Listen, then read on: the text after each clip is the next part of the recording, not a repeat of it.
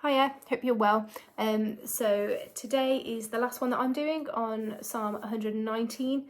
We're looking at verses 121 to 128 today, and in particular I want to just for us to focus in on verse 123, which is easy to remember, isn't it?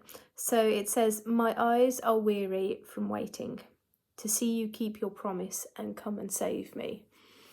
So my eyes are weary from waiting to see you keep your promise and come and save me.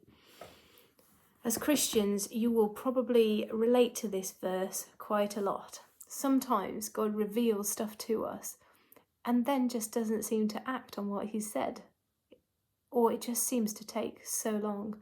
So an example of this, years ago, probably about 12 years ago, David and I were praying, and I felt like God revealed to me something about the future. So as I was praying, I felt God say, "You're going to have a daughter, and I want you to call her Emmanuel, and it's a sign that I am with you, that I am looking after your family, and she'll bring beauty to your lives." And so I kind of held on to this verse, and soon enough, I was pregnant, and so I was really expecting a little girl. But then out pops Elias, who was a boy. And I was like, oh, no, this doesn't seem right. Have I heard wrong? What's going on here?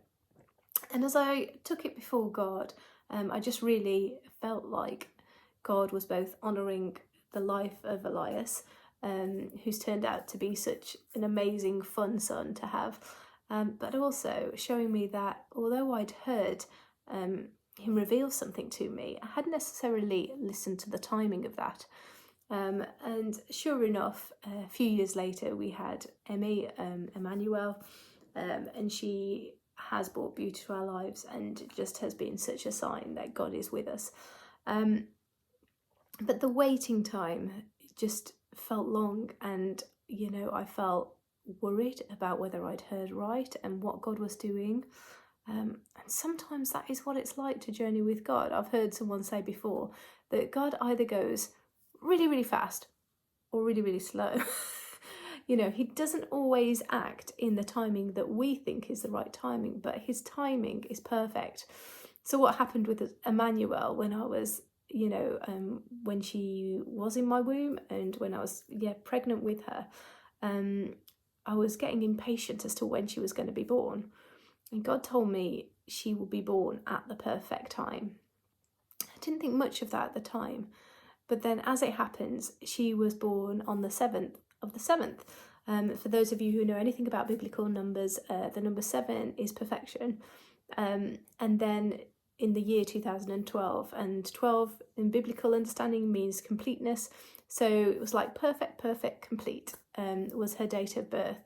And it just felt like God fulfilling that word that she would be born in the perfect time. Now, God does things in perfect time. Right now, I feel a call to lead Retreat Centre, but I'm so far from that right now.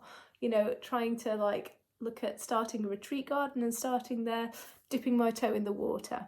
But I know that God will come through and make it happen at the right time.